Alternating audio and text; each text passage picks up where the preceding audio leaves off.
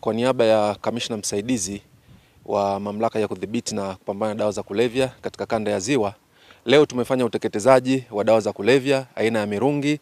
Kiasi cha gunia 54 za mirungi zimeteketezwa leo hapa katika dampo la taka ngumu la Kidulia, na hizi dawa za kulevya kiasi cha gunia 54 zilikamatwa siku ya tarehe 11 ya mwezi wa 10 mwaka 2025 katika eneo la Bariadi. Kiasi hiki cha gunia 54 ni dawa za kulevya aina ya mirungi, au kwa jina la Kiingereza au la kitaalamu wanaita cats, lakini ni dawa za kulevya aina ya mirungi, dawa za kulevya za mashambani.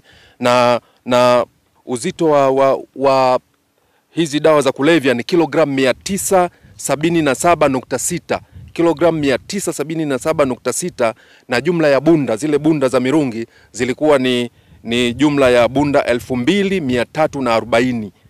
Kwa hiyo kulikuwa na gunia 54 za mirungi, bunda 2340 na kilogramu 977.6 za mirungi.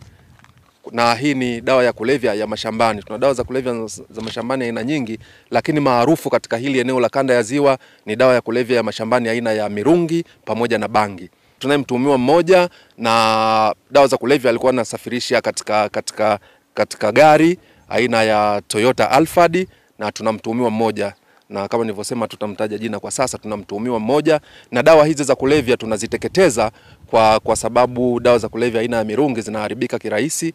Kwa hiyo tunateketeza, tunaendelea na hatua zingine za kumfikisha mtuhumiwa mahakamani. Tunatoa wito kwa watu wote wanaojihusisha na biashara haramu ya dawa za kulevya kuacha mara moja, na mbinu zozote watakazojaribu kutumia au kubadilisha, sisi tutawakamata.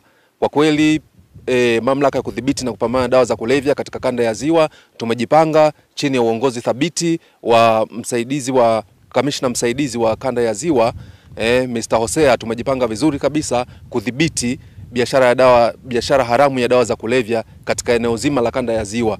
Kwa kweli tunatoa onyo na tunatoa tamko kwa wafanyabiashara wote wa dawa za kulevya kuacha mara moja kufanya biashara ya dawa za kulevya katika eneo zima la kanda ya Ziwa. Kwa kweli tumejipanga vizuri. Yoyote yule atakayethubutu kujiingiza katika biashara haramu ya dawa za kulevya, basi tutamkamata na tutahakikisha anafikishwa katika vyombo vya sheria ili sheria iweze kuchukua mkondo wake.